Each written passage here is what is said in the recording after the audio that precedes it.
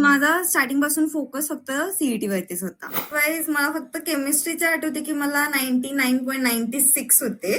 ओ. IIT आणि N-I-T करून जास्त वाटलं नाही की सीएस ब्रांच भेटतील. सीईटीचा स्कोर होता 99.41 पर्सेंटाइल. 12 बोर्डचा स्कोर होता 96.17.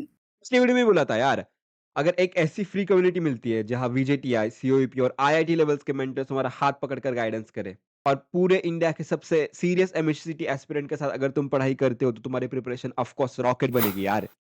ये करता है फोडो क्लब कंप्लीटली फ्री।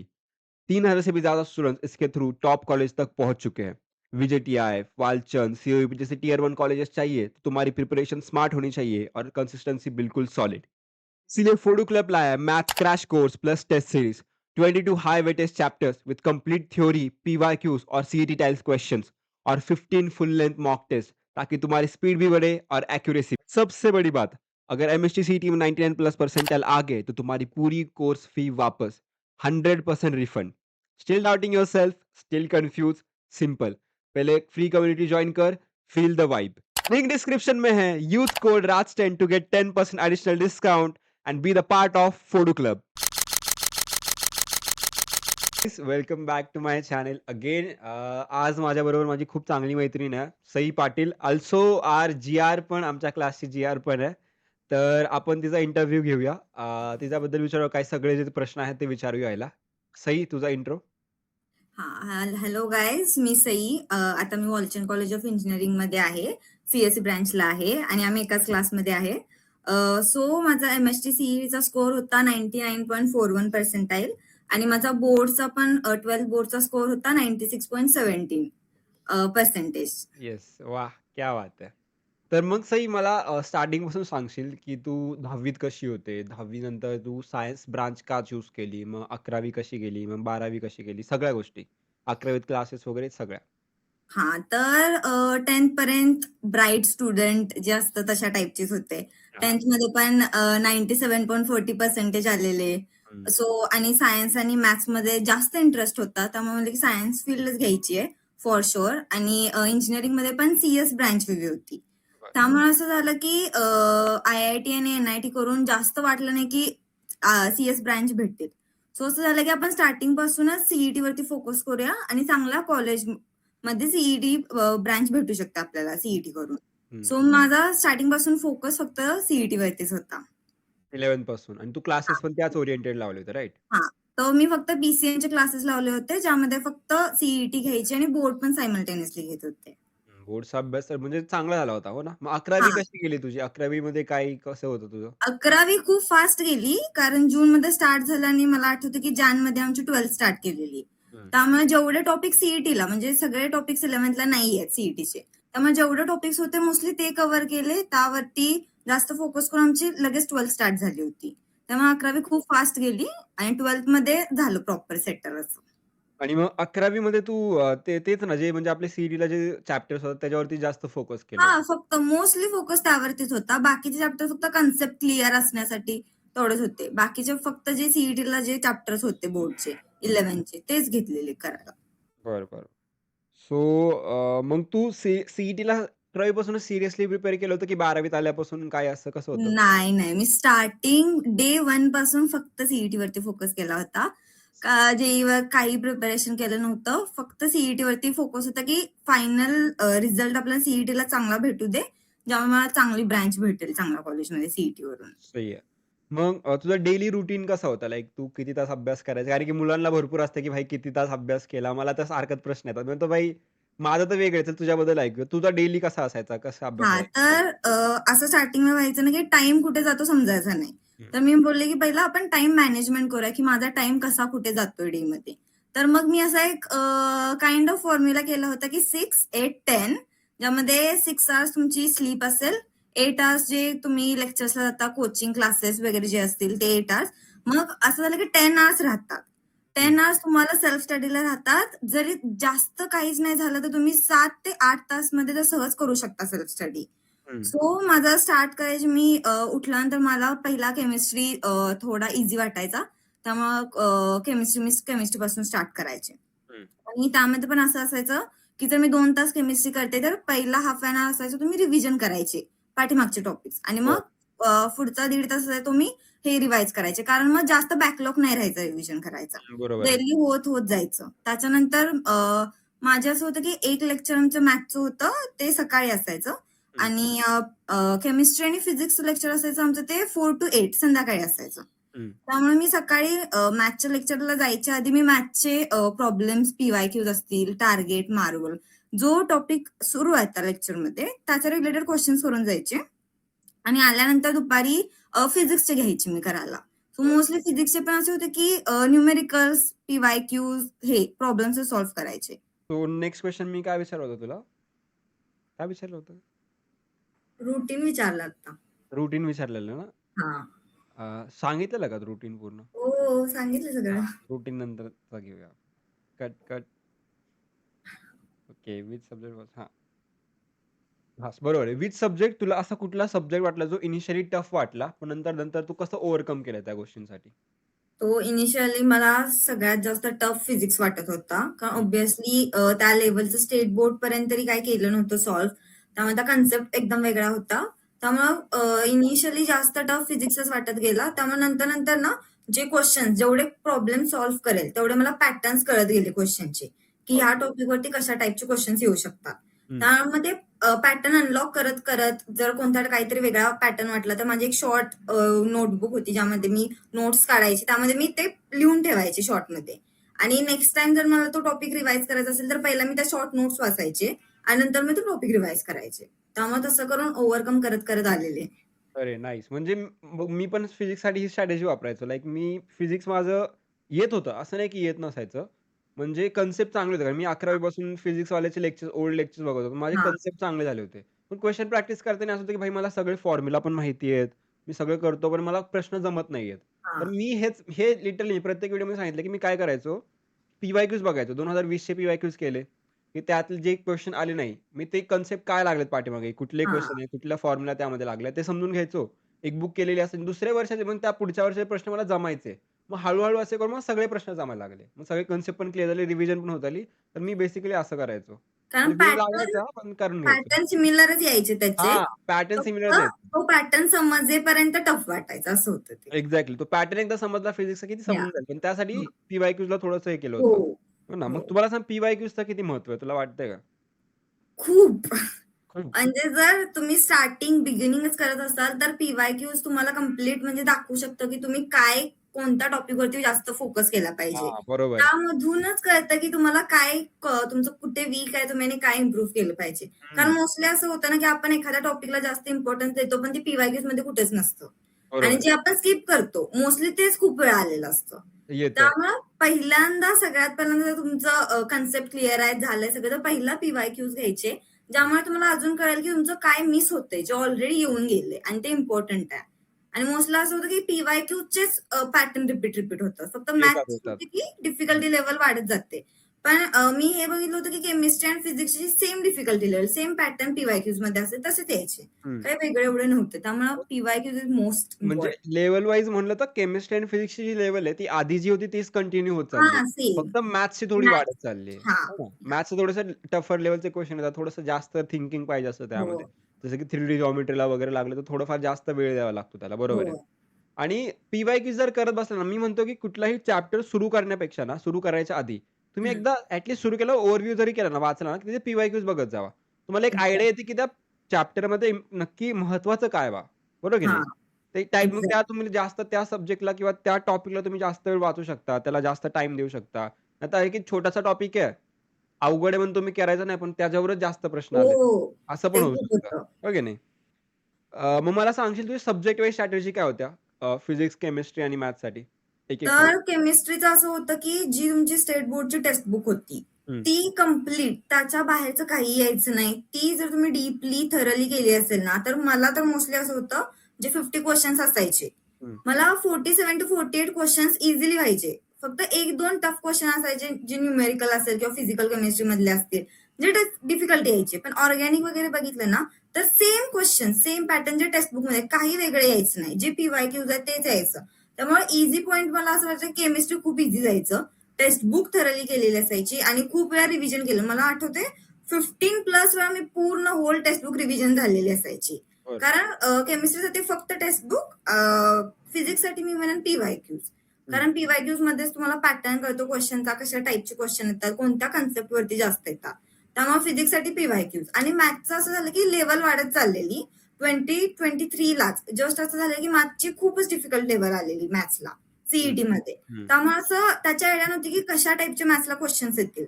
सो मॅथच्या आपल्या HSCच्या टेक्स्टबुकच्या मागे मिसलेनियस असायचे, त्यामध्ये लास्टला खूप डिफिकल्ट क्वेश्चन्स असायचे.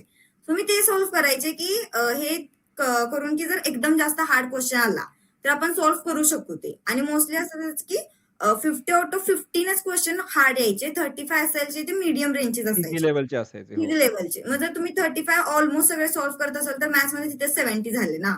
आणि बाय चान्स 15 मधले 5 तरी तुम्ही सॉल्व्ह करूच शकता. त्यामुळे 10 माझं जरी तुक्के मारले तरी तुम्हाला एकदा एखाद हो. दुसरा तरी बरोबर येईल, हो की नाही? त्यामुळे डिफिकल्ट जास्त क्वेश्चन आता हे डोक्यात न करता जे रेग्युलर मॅथ्स आहे त्याची मीडियम हार्ड लेवल जी आहे ती प्रॉपरली जरी गेली तरी मॅथ्स कव्हर होऊ शकतो. बरोबर. आणि फिजिक्ससाठी? फिजिक्ससाठी पीवायक्यूज.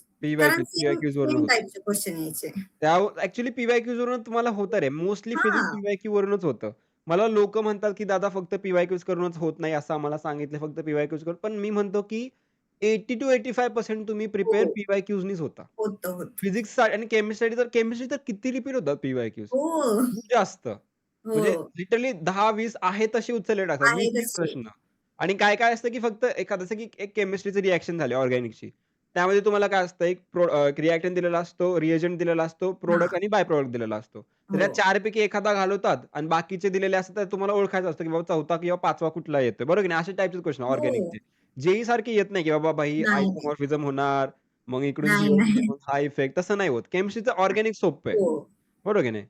मग मला सांग, की जेव्हा तू ऑर्गॅनिक करायला घेतलं होतंस केमिस्ट्रीचं, हां. मग तेव्हा तू रट्टा म्हणजे रिएक्शन्स कशा केल्या होत्या? रट्टा कसा मारला होता?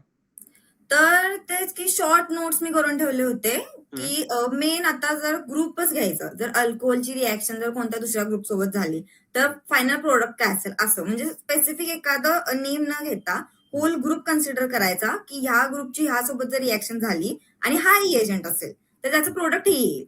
हं, हे असे मी शॉर्ट नोट्समध्ये करून ठेवलेले, की दरवेळी रिव्हिजन करताना नंतर असं होतं ना, की तुम्ही खूप रिव्हिजन करता. हं. ते तुम्हाला झोपेतून उठलं तरी लक्षात राहतं, की ह्याच्यासोबत रिएक्शन झाली, की हे मिळेल. बरोबर आहे, बरोबर आहे. होय, होय. आहे. त्यामुळे रिव्हिजन केमिस्ट्री असं होतं, की रिव्हिजन जास्त गरजेची आहे. हं, हं. जास्त रिव्हिजन केलं, की तुम्हाला तोंडामध्ये असे पाठ होतात ते रिएक्शन, की ह्याचं प्रोडक्ट काय असेल. मी लिटरली काय करायचो माहिती आहे का? मी एक रिएक्शन 20 10 ते 20 वेळा लिहायचो. प्रत्येक रिएक्शन. आणि मी हां. एकदा लिहिलं ना, की मी ते असं सोडत नसायचो. मग दुसऱ्या दिवशी तू बरोबर माझा पण असा टाईम असायचा, की मी सकाळी उठल्या-उठल्या 2 तास रिव्हिजनसाठी द्यायचो. हं. एक दिवस केमिस्ट्री करायचो, एक दिवस फिजिक्स करायचो. मी डेली 2 सब्जेक्ट घ्यायचो या प्रकारे. बरोबर की नाही? हं. मग त्यानुसार रिव्हिजन पण होत असायची. बाकीच्या सब्जेक्टला पण आपलं टचमध्ये असायचो. तर हो. तेवढं व्हायचं. आणि ऑर्गॅनिक मी खरं सांगू का फिजिकल चांगली जायची. ऑर्गॅनिक स्टार्टिंगला थोडंसं डोक्यावरून जायला लागले. पण मी हां. रिएक्शन सगळे रटले. पी-वाय-क्यूज बघितले मला कळालं हाच येणार आहे, एवढंच येणार आहे ह्यातलं. तेच हो. लिहून-लिहून पाठ केला आणि हे झालं. माझ्याकडे अजून पण पेजेस आहेत. ते असल्या पानांवरती मी लिहायचो खूपदा 10-10, 20-20 वेळा लिहायचो मी. तेव्हा जाऊन लक्षात. पुढच्या दिवशी मग थोडं तरी एकदा दोनदा लिहिलं, टच केलं तरी लक्षात हो. राहतं. हो. रिव्हिजन महत्वाची आहे पण ऑर्गॅनिक खूप, केमिस्ट्री किंवा सगळ्यात ऑल ओव्हर द कारण की रिव्हिजन महत्वाची आहे सगळ्या खूप. सब्जेक्टसाठी. ओके. नेक्स्ट क्वेशन आहे, की हां, आत्ताचा सगळ्यात इम्पोर्टंट आणि सगळ्यात ट्रेंडिंग क्वेशन, की बोर्ड्स आधी केलं होतं, की सी आधी केलं होतं? कशावर जास्त फोकस होता आधी? बोर्ड्सवरती कधीच फोकस नव्हता एवढा नव्हतं. खास. कारण फॉर्च्युनेटली माझे जे क्लासेस इतके चांगले होते, की त्यामध्ये सीईटी पण घ्यायचे आणि सायमल्टेनियसली बोर्ड्स घेत होते ते. हं, म्हणजे टॉपिक वाईज प्रत्येक टॉपिकची ते थेअरी टेस्ट लावत होते. 2-3 टेस्ट झाल्या असेल, परत फुल सिलेबस टेस्ट, परत कंबाईन्ड टेस्ट अशा खूप टेस्ट झाल्या. ज्यावेळी त्या देताना एवढं इम्पोर्टन्स त्याचं समजून नाही आलं. सो हं, टेस्ट आहे वाचून जायचंय त्यामुळे मी आदल्या दिवशी वाचायचे. थेअरीची टेस्ट देऊन यायचे. मोस्टली माझ्याकडून प्रेफरन्स सीईटीला होता. हं, पण ते क्लासमध्ये नकळत घडत गेलं, की ते हाताखालून सारखे टेस्ट होऊन नंतर जे केमिस्ट्रीचे रिएक्शन्स असतील किंवा बरोबर. फिजिक्सचे डेरिव्हेशन्स असतील, हं, तर ते सारखे टेस्टमध्ये सॉल्व्ह करत ती बोर्डची डायरेक्ट अशी आपोआप झालेली प्रॅक्टिस.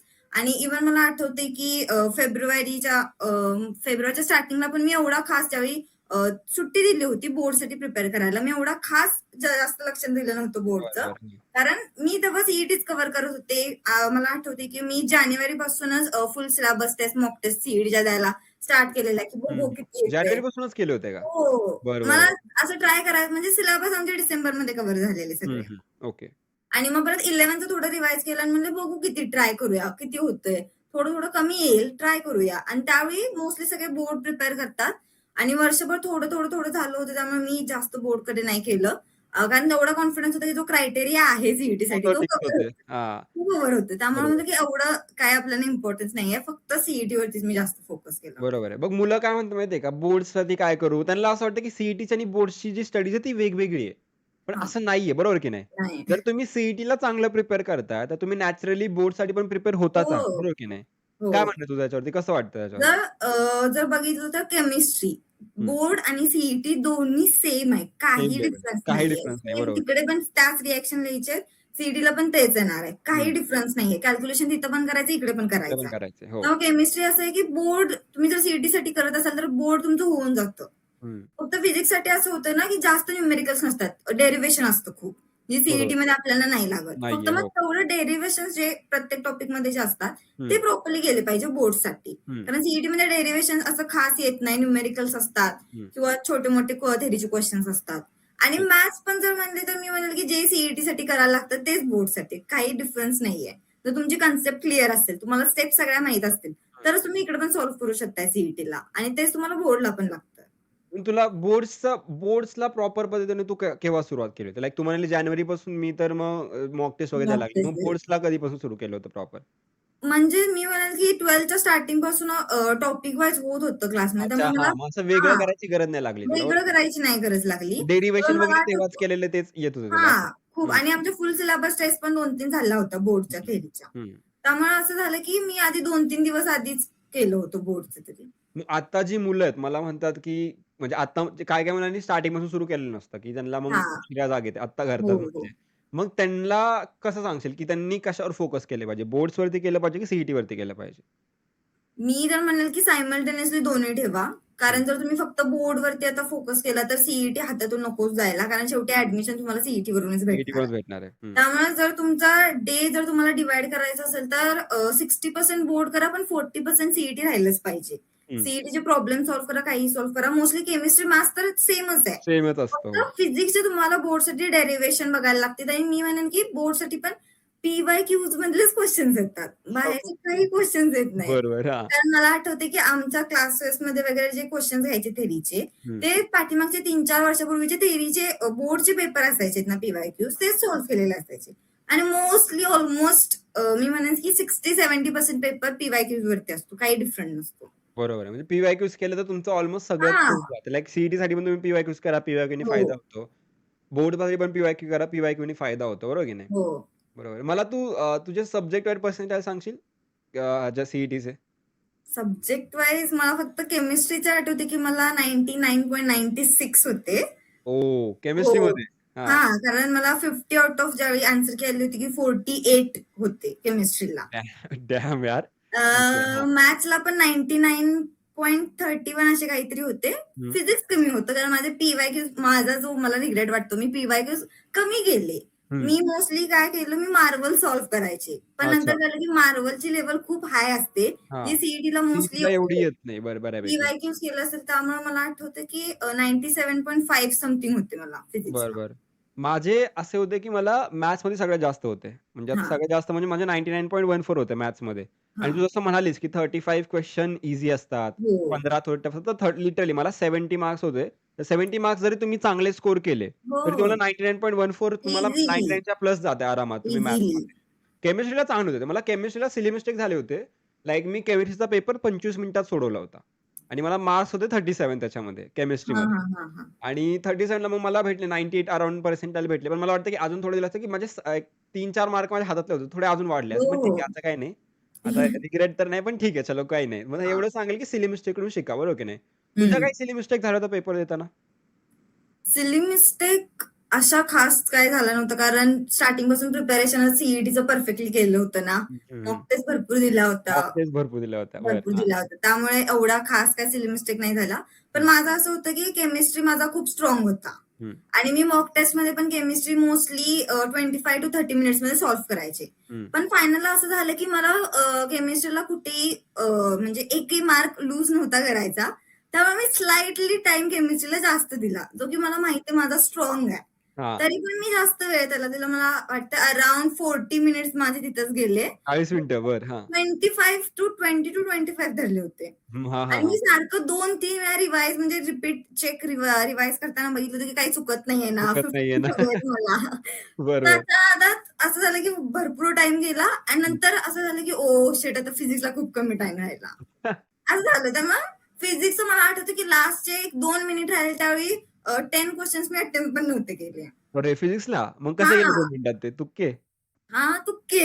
अरे म्हणजे पहिल्यांदा मी एका मिनिटात तुक्के मारून घेतले आणि उलटं परत रिवाईज करताना बघत आलं की मला तर हां, सॉल्व्ह होतंय कोणता का? येतोय हां, एक्झॅक्टली लगेच तर मग सोडतोय. हां. तिथं परत 2-3 मी हं. करेक्ट केले क्वेशन असं. लॉजिकल म्हणजे थोडाफार विचार करून, असं हो, नाही की हो. सुटसुट ए-बी करत नाही, नाही, जायचं. नाही, वाचून नाही. थोडं, बरोबर की नाही? Yes, yes. वाचून. मी पण असं केलं होतं, की माझा पण 20 ते 25 मिनिटात केमिस्ट्री संपायचा. लाइक मी हं. जेव्हा पेपर म्हणजे मी 8 मी तू किती मॉक टेस्ट दिले होते मला हे सांगशील? तर मी पहिल्यांदा बोलेल की टेस्ट सीरीज गणित अंक सरांची होती. अल्फा टेस्ट सीरीज मी घेतली अल्फा होती. घेतलेली आहे. क्या बात है! हां, त्यामध्ये 12 होते हां. काहीतरी. हं, बरोबर. त्याच्यानंतर क्लासेसमध्ये वगैरे व्हायचे ते समथिंग 10 झाले होते. हं, आणि मी माझं असं होतं की 20-23 चे जास्त हार्ड क्वेश्चन होते. हं. तर त्याचा टोटल शिफ्ट अशा काहीतरी 12 येत होत्या. बरं. त्यातलं मला आठवतं की मी 7-8 त्याचा शिफ्ट वाईज हं, टायमिंग लावून बसलेले सॉल्व्ह हं, करायला, हं. की किती सॉल्व्ह होते बघा आणि त्याच्या पाठीमागे सोल्युशन आणि आन्सर असायचे. बरं, बरं. हां. म्हणजे एक टार्गेटची अशी बुक आली होती 2023 ची शिफ्ट वाईज होतं त्या. हं, हं. मग क्वेशन फिजिक्स, मग केमिस्ट्री, मग मॅथ्स प्रॉपर होतं. त्यामुळे त्यामध्ये मी 7-8 तर सॉल्व्ह केला होता. म्हणजे मग तुझे अराउंड 30-35 हां, हो तेवढं ना? झालं. तेवढे आले. श्रुतीने 60 मॉक टेस्ट दिल्या होत्या. ओह! 35 मॉक टेस्ट तर एक आयडिया येऊन जाते हो ना. 35 मार्क्सचं खूप जास्त चांगले मार्क्स आहेत. त्यामुळे तो स्कोर पण चांगला आला. आणि हे आणि फुल सिलेबस होते फुल आणि सिलेबस. हो. टॉपिक वाईज म्हणजे क्लासमध्ये जे झाले होते आमचे, हं. पर टॉपिक 3-4 सीईटीचे टेस्ट झाले होते. बरोबर. माझे असे की मी जेव्हा मी अभ्यास करायचो तेव्हा चॅप्टर वाईज टेस्टला जास्त प्रेफरन्स द्यायचो. देन हां, जेव्हा एकदा रिव्हिजन वगैरे झाली, पी-वाय-क्यूज वगैरे एकदा सोडून झाले, की जेव्हा मग मी पण अल्फाचा स्टुडंट होतो. अल्फा टेस्ट सिरीज हां, घेतली होती मी. पण मी 12च्या 12 नाही दिल्या. मी कंटाळा करायचो ॲक्चुअली द्यायला. मी 8 दिल्या होत्या. टोटल 8 मॉक टेस्ट दिल्या हां, होत्या. माझा सगळ्यात लोवेस्ट स्कोर काहीतरी 90च्या अराउंड होता. हायेस्ट माझा चांगला गेला हायेस्ट माझा 150-152 असा काहीतरी गेला होता. मग शेवटी जाऊस तर मग तो काहीतरी 130, 135 मग त्यावेळेस स्कोरमध्येच पडला. 130, हां. 140च्या स्कोरमध्येच पडला माझा. आणि तुझा काय होता मग? तुझा हायेस्ट स्कोर काय आला होता अल्फामध्ये? अल्फामध्ये आय गेस 154 का 156 असं काहीतरी होता हं. माझा आणि हायेस्ट.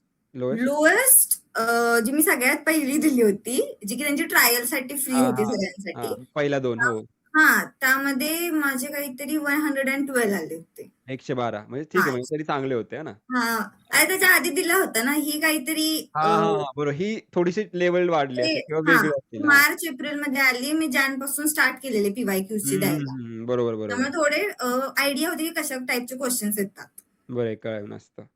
मग मला सांगशील आता, की काय झालं होतं? तुला तुझ्या एक्झामच्या वेळेस जेव्हा बोर्ड एक्झाम झाली, तेव्हा हं. तू 11ची रिव्हिजन किंवा 11th कसं टॅकल केलं होतं? सो सेम म्हणेल की आमचे क्लासेसचे क्रॅश कोर्स होते. हं, त्यामध्ये फास्ट 11चे टॉपिक कव्हर करायचे जे फक्त सीईटीला होते. हं, तर मला हे समजलं की 11थला स्टार्टिंगला वाटायचं की हे खूप डिफिकल्ट आहे कारण जस्ट 10th मधून आल्यानंतर ते खूप डिफिकल्ट वाटायचं. पण एकदा 12th केल्यानंतर ज्यावेळी तुम्ही 11ची रिव्हिजन करायला जाता, ते 11th खूप ईझी वाटतं. ईझी वाटतं. हो. खूप ईझी वाटतं. ॲग्री. त्यामुळे हं, त्याला जास्त वेळ लागला नाही आणि मोस्टली असं होतं ना की पर टॉपिक फक्त एकच क्वेशन येणार आहे सीईटीला. हं. एवढं वेटेज त्यामुळे पण मी नाही. हां. बोलले, की हं, जर केमिस्ट्री धरला 50 आउट ऑफ 40 क्वेशन जर मला येत असतील, तर त्या 20 क्वेशनमध्ये जास्त का टाईम वेस्ट करायचा ना? बरोबर आहे. त्यामुळे माझं असं झालं, की 11 मध्ये जास्त फोकस नव्हता केला, की हं, एका मार्काला एकच क्वेशन येईल त्याचा. त्यामुळे जास्त फोकस नाही कव्हर केलं होतं सगळं. ईझी पण वाटत होतं ते. हं. फक्त आपण जास्त फोकस 12th वरती केला होता. 12th वरती होतं. कारण की हां. 12th majority of part cover करतं आणि हो. एकदा तुम्हाला 12th आलं, जसं की खूप सारे चॅप्टर्स आहे की तुम्हाला 12thचं येतायत. हो. तर ते साहजिक आहे की तुम्हाला 11thचं पण येणार आहे. हो. जसं for example pairs of straight line तुम्हाला येतंय. तर ते हो, साहजिक आहे हो. ना की तुम्हाला स्ट्रेट लाईनचे क्वेश्चन तर जमणारच आहेत ना. हो. पण प्रोबॅबिलिटी डिस्ट्रिब्युशन, बायनॉमियल डिस्ट्रिब्युशन येतं तर प्रोबॅबिलिटी वगैरे पी तुम्हाला जमू शकतं. Same same patterns. Kind of ते जमू शकतं हो ना. ते हो. करू शकतात मुलं. तर मी तेच म्हणतो की 12वी वरती आता फोकस करा. 11thला तुम्ही बोर्ड नंतर केले मला हां. ते आठवडा खूप झाला जर तुम्हाला व्यवस्थित करायचं असेल, की वाचूनच हो. घ्यायचंय. मॅथ्स तुम्हाला येतं. हो. मॅथ्सचा तर असा एवढा फरक नाही. केमिस्ट्री तुम्ही वाचलं तरी तुमचं होऊन जाईल. फिजिक्सला तर लागतंच. पी-वाय-क्यू करता हो, तर हो. तुम्ही होऊनच जातं ते. हो. तर मग मला सांग, जेव्हा तू पेपर द्यायला गेलीस, तुझा कधी शिफ्ट कधी होती तुझी पेपरची? माझी 11th मेची सेकंड शिफ्ट होती. 11th मेची सेकंड शिफ्ट. सेकंड शिफ्ट होती. मग सकाळी उठल्यापासून ते पेपरला बसूस तर तुझा कसा दिवस होता त्या एक्झामचा? हां, म्हणजे थोडं हे होतं, की आपण फक्त आता 2 वर्ष फक्त सी-ई-टीसाठी केलंय. हे लास्ट हां. आहे, की लास्ट ह्यामध्ये जे होईल तेच ते आहे. होईल. दुसरा हो. ऑप्शन नाहीये. हां. असं होतं, की प्रॉपर करायचंय. म्हणजे हा पण एक कॉन्फिडन्स होता, की झालंय, परफेक्टली केलंय आपण. हं, हं. सो मी उठल्यानंतर परत एकदा जस्ट असं म्हणतात, की बघू नये काही जायच्या वेळी. पण माझं असं नव्हतं, की जाईपर्यंत जेवढं होईल तेवढं ठीक आहे. जेवढं ओके, 2 जेवढं होतं वर्ष तेवढं उरकून घेऊ. 2 वर्ष तर केलंय. पण माझं हां. असं झालं, की लास्टला जे मी शॉर्टकट्स काढून ठेवले होते नोट्समध्ये, हं. तर ईझी टॉपिक नाही, जे डिफिकल्ट होते ते करून गेले आणि इव्हन असं झालं ना, की 4th मे पासून का 3rd मे पासून स्टार्ट झालेले. हं. त्यामध्ये क्वेश्चन जे आले होते, ते पण आउट लिहिले होते. झाले होते हां. तर मी हां. ते क्वेश्चन त्या दिवशी केलेले मोस्टली. बरोबर. म्हणजे हां. बघून गेले. ते केले होते एक हं. 2-3 दिवस आधी. पण जस्ट बघून गेले, की मोस्टली क्वेश्चन रिपीट होत होते सगळ्या शिफ्टमध्ये. मी तुला ते सांगतो. माझ्या वेळी पण माझी माझी होती, माझी शेवटी होती. मला त्याचा फायदा हां. झाला होता. लाइक माझी 16th मे शिफ्ट 2 होती. ठीक हं. आहे. आणि मी 2 तारखेपासून सुरू झाले होते आय गेस. हो, 2 हो, हो. तारखेपासून मी सगळे सी पेपर अंकुश हा म्हणजे YouTubeवरती असायचं ना, की हो. गणिताचे ते अॅनलाईज बघा. मी ते प्रश्न लिहायचो बरं का. जर मला येत असेल तर मी सोडून सेम. देतो. पण मला प्रश्न येत नाहीये तो, वेळ लागतोय. तर मी तो क्वेशन लिहायचो आणि त्याचा आन्सर लिहायचो डायरेक्ट सोल्युशन बरोबर सगळं. आणि असं झालं, की माझ्या शिफ्टला 2-3 प्रश्न आले होते. ते आधीच मी पाहिले होते. तर पण सेम. असं झालं, की मी सकाळी उठल्या-उठल्या वाचले नाही ते. बघून जरी गेलो असतो ना, तर मॅथ्सचे हो. माझे अजून 3 एक्झॅक्ट करेक्ट आले असते. मी जेव्हा आन्सर की चेक करत होतो ना, तेव्हा मला कळालं, की अरे यार, हे झालं असतं. तर माझा अजून थोडा स्कोर वाढला असता. हे थोडंसं झालं असतं. पण ठीक आहे. पण हे असे की होतात, रिपीट होतात क्वेशन. मी तेच म्हणतो पी-वाय-क्यूज लास्ट इयरचे तर होतातच. शिफ्ट वाईजमध्ये पण तुमचे होतात, पी-वाय-क्यूज होतात. रिपीट होतात. म्हणजे खूप सॉरी होतात. कारण क्वेशन्स रिपीट होतात. जेवढा शिफ्ट झाला होता त्यामध्ये मी ज्यावेळी दुपारी किंवा संध्याकाळचे क्वेशन्स आउट व्हायचे ना, हं. तर मग मी बुक घेऊन सॉल्व्ह करायला बसायचे, की हे क्वेशन मला सॉल्व्ह करता येतात का बघूया. तर बरं. मी हां. मोस्टली सगळे सॉल्व्ह करत बसायचे. तर मला असं बघून आलेलं, की सकाळी जे शिफ्टमध्ये होते ते संध्याकाळच्या शिफ्टला पण असायचेच असायचे. हं, त्यामुळे की हे बघूया आणि ते सॉल्व्ह जे केलेले मी त्या दिवशी हं. सी पेपरच्या दिवशी जायच्या वेळी मी ते सगळे असं जस्ट वरून-वरून बघून गेले होते. आणि मला अजून आठवते, की मॅथ्सचे पहिले 10 क्वेशन्स मी पहिल्या 10 मिनिट्समध्ये सॉल्व्ह केले होते. अरे वाह! कारण ते हां. सगळे क्वेश्चन आधीच्या शिफ्टचे आलेले पी-वाय-क्यूज आणि alpha test series. Alpha test सीरीजचे आलेले. हां. सेम व्हॅल्यू पण चेंज नव्हती, काही क्वेशन पॅटर्न चेंज नव्हता आणि हं. मी 10 मिनिट्समध्ये पहिले 10 क्वेशन सॉल्व्ह केलेले. अरे खूप लवकर झालं यार मग तसं म्हणजे. हो, म्हणजे क्वेशन बघितला, क्वेशन वाचला, व्हॅल्यू सॉल्व्ह करायला घेतलं असं म्हणजे अरे, हे मी सेम करून आलीये. केलेलंच आहे. हां, ह्याची हां, माहिती आहे. त्यामुळे मी 1-1 मिनिटामध्ये सॉल्व्ह होत गेलं. हे आता हे लक्षात कधी राहणार जेव्हा तुम्ही एकदा क्वेशन केला, की तो 2-3 वेळा अजून हो, एकदा सॉल्व्ह करणार. झाला बरोबर पाहिजे. की नाही? पी-वाय-क्यूज तू किती वेळा सॉल्व्ह केले होतेस? मॅथ्सचे तरी मला वाटते 3 वेळा तरी झाले होते. केले होते मिनिमम है ना? हां, म्हणजे ज्यावेळी बरोबर. टॉपिक कव्हर होतो, त्यावेळी हं, एकदा सॉल्व्ह करायचे सगळे हं, पी-वाय-क्यूज. हं. त्याच्यानंतर अशीच एकदम रिव्हिजन जर बॅक असं वाटत असेल, की रिवाईज खूप दिवसापूर्वी केलंय, तर मी असं करायचे ना, की रिवाईज करायचे पहिला आणि हं. डायरेक्ट पी-वाय-क्यू सॉल्व्ह करायला पी-वाय-क्यू घ्यायचे. सोडवायला जायची. बरोबर ते आहे. एकदम चांगली ट्रिक होती, की तुम्ही खरंच चांगलं रिवाईज केलंय का? हे कळतं हं. त्याच्यावरून तुम्हाला. बरोबर आहे. हो. त्यामुळे मी रिव्हिजन जर कोणत्या टॉपिकची करायला घेतली, तर त्याच्यानंतर लगेच पी-वाय-क्यू सॉल्व्ह करायचे हं, त्या हं. टॉपिकचे. बरोबर. तसे झालेले आणि लास्टला पण सगळे पी-वाय-क्यूज नंतर शिफ्ट वाईज पण मॉक टेस्ट टाइप टाईम लावून पण दिला होता 2023च्या. हं. त्यामुळे सही. केले होते भरपूर. जेईई मेन्सचे पी-वाय-क्यूज सगळे लास्टचे 3 इयर्सचे जेईई मेन्सचे पी-वाय-क्यू सगळे व्यवस्थित करून जायचे. तरच तुमचा मॅथ्सचा पेपर चांगला जाईल. हे मी माझ्या वेळेस ऐकलं होतं. असं आहे का? तू सांग? म्हणजे मी पण असं ऐकलं होतं. म्हणजे हां. मी स्टार्टिंग पासून जेव्हा मी म्हणजे माझ्या 10चे पर्सेंटेज बघून मोस्टली जेव्हा समजलं सगळ्यांना, की मी फक्त सीईटी करतेय. हं, तर मला खूप जणांनी सांगितलं, की एवढे चांगले मार्क्स आहेत, तू जेईई करतच नाहीये, तू हं, ट्राय पण करत नाहीयेस. हं, हं, बघ तू फक्त सीईटीच करतेस. हं. तेव्हा असं झालं, की सगळ्यांचं ऐकून खूप झालं होतं, की जेईई एकदा ट्राय करायला हवी का? पण परत मला असं वाटलं, की माझा टाईम डिव्हाईड होईल. जेईईच्या ज्या खूप एक्स्ट्रा कन्सेप्ट असतात, त्या सीईटीला नसतात. हं. आणि जर एक माहितीये की जेईईचं नाहीच होणार म्हणजे ब्रांच भेटायला तर खूपच टफ अवघड आहे. आहे. खूप अवघड आहे. खूप हो. अवघड. जर भेटले तर मग तुम्हाला लोअर ब्रांच घ्यावी लोवर मग लागेल. तुम्हाला सिव्हिल वगैरे असं कुठल्यातरी हां. एन-आय-टी वगैरेमध्ये जावं जर लागतं. हं, हां, तर माझं असं होतं की माझं गोल फिक्स होतं की सीएसएस ब्रांच हवी तर मग हं, सीईटीमध्येच चांगलं करूया आणि आपल्याला जी ब्रांच हवी ती भेटेल. हं. त्यामुळं स्टार्टिंग पासून फक्त सीईटीवरती फोकस केला होता व्यवस्थित. बरोबर. मग मला सांगशील आता जर आली आहेस तू, आता आपण एकच क्लासमध्ये आपण सी-एसला आहे, तर आता कॉलेज लाईफ कशी चालली तुझ्या? त्या रिलेटेड काय म्हणशील? वालचंदची कॉलेज लाईफ काय म्हणाल? कारण की तुला 99 कॉलेज लाईफबद्दल काय सांगशील? कशी आहे तुझी कॉलेज लाईफ? चालूच आहे आता व्यवस्थित म्हणजे जेवढा फोकस 11th-12th मध्ये असायचा तेवढा तर फोकस नाही राहत आहे इथं. अभ्यासाला नाही राहत. हो. हां, कारण इथं बाकीचे पण आपण लाईफ एन्जॉय करतो. पण माझं असं झालं की 11th-12th मध्ये मी काहीच म्हणजे कुठे जात नव्हते, घरीच राहायचे. फंक्शन तेच. असेल तरी जात नव्हते. हां, हां. अरे! त्यामुळे आत्ता ते थोडं करायला भेटतंय, की हं. कॉलेजमध्ये इव्हेंट्स असतील तिथं पार्टिसिपेट करायला भेटतंय. भेटतं. त्यामुळे एकदा तुम्ही सीईटीमध्ये किंवा तुम्ही जे करताय त्यामध्ये चांगलं फोकस करून रिझल्ट आला, चांगलं कॉलेज एकदा भेटलं, हं. की तिथून सेट आहे, की तिथून पुढे काहीतरी होईल. त्यासाठी 11th-12th मध्ये चांगलं करायलाच पाहिजे. तेच कारण की आता तू जसं सांगितलं मीही कुठे जात नसायचो. लाइक माझी हीच हं. रूम असायची. आता तरी सेम. बेड आलाय. माझी तीच रूम असायची. हे माझे दिसत असेल, हे तुला दिसतं का? इकडे भरपूर साऱ्या हां. गोष्टी लावलेल्या. मग बघितलं असेल म्हणजे तू माझ्या एखाद्या व्हिडिओमध्ये. तर हे सगळ्या गोष्टी मी केलं, तर मी जात नसायचो. लाइक फंक्शनला पण जात नसायचो. माझे घरचे फिरून यायचे. मग लांब-लांब जायचे फिरायला. लाइक लिटरली गोवा वगैरे अशा जागी 2-2, 3-3 दिवसांनी मी एकटा असायचो घरी. पण मला असं असायचं, की भाई एकदा आपलं होऊ देत. मग आपण हां. जाऊया फिरायला असं काही नाही. हो हो. की नाही? ठीक आहे. असं एकदा झालं, जे मेन एकदा काम झालं ना, की एक काइंड ऑफ तुम्हाला एक सिक्युअर नाही म्हणता येणार, बट वेल डिफाईन्ड तुमचा एक पियर ग्रुप चांगला ठरवतो. एकदा तुम्ही चांगल्या हो. कॉलेजमध्ये आलं की. तुमचा जो पियर असतो, जे हुशार मुलं आहेत, तर तुम्ही हुशारच करणार ना. जर तुम्ही हो. करोडपतींबरोबर राहताय, तर तुम्ही पण कधी ना कधी ते करोडपतीच होणार आहे. याह! बरोबर ना? जर तुम्ही नाही राहत तर तुम्ही जे तुमच्या पियर आहेत, त्यानुसारच तुम्ही इव्हॉल्व होणार. त्यानुसार तुम्ही चेंजेस आणणार तुमच्यामध्ये. हो. तर येस, मग लास्टली तू काय टिप्स देशील, जे आता 2026 ॲस्पिरंट आहेत, हां, तर त्यांना काय म्हणशील? मी सांगेन की ऑब्व्हियसली कन्सिस्टन्सी ही हं, तुमची असायलाच पाहिजे. तर मोस्टली मी एक गोष्ट करायचे कन्सिस्टंट राहण्यासाठी, की आपण मोस्टली गोल्स लिहून ठेवतो, सेट करतो गोल्स, की ह्या-ह्या डेला आपण हे कव्हर करायचंय. फक्त मी त्यामध्ये एक ॲड करायचे, की मी गोल्सच्या पुढे टाईम पण लिहून ठेवायचे, हं, की ह्या टाईम पिरियडमध्ये हा गोल झालाच पाहिजे. हं. कारण मी स्टार्टिंगला जेव्हा गोल लिहायचे ना, तर मला असं वाटायचं, की आहे अजून दिवस पडलाय, हे गोल्स होतील कव्हर. आहे हं, अजून दिवस आहे, हे गोल सहज होतील कव्हर. हं, आणि लास्ट पर्यंत वाटायचं की अर्धेच गोल कव्हर होतात त्यातले जे आपण सेट केलेत डेली. हं, हं, त्यामुळे मग मी हे स्टार्ट केलं की जे गोल तुम्ही सेट करताय त्याला टाईम पिरियड पण सेट करायचे, हं. की ह्या टाईम पिरियडमध्ये हे सेट झालं तरच हे ओके होईल, नाहीतर तुमचा हा आज गोल नाही होत आहे. असं बरोबर. प्रॉपरली प्लॅनिंग असेल त्यामुळं टाईम मॅनेज होतो खूप चांगला. हं, म्हणजे माझ्याकडे फोटो आहे ॲक्चुअली एका ह्याचा असेल तर हं. मी टाकते. चालेल, तर चालेल. त्याचा तर गोल्स म्हणजे टायमिंग सोबत सेट करायचं. हं. त्यामुळे आपलं होतं ना टाईम वेस्ट होत नाही अजिबात. बरोबर आहे. हो. हो, माहिती की ह्या टाईम पिरियडमध्ये आपल्याला हे पटकन कव्हर करायचं नाहीतर पूर्ण तुमचा दिवस परत तो बिझी आहे. तर हं. कुठं दुसरीकडे तुम्ही नाही घालवू शकत. असं म्हणजे बिझी करून ठेवायचं म्हणजे बिझी होतं. करून ठेवायचं म्हणजे ॲट हां.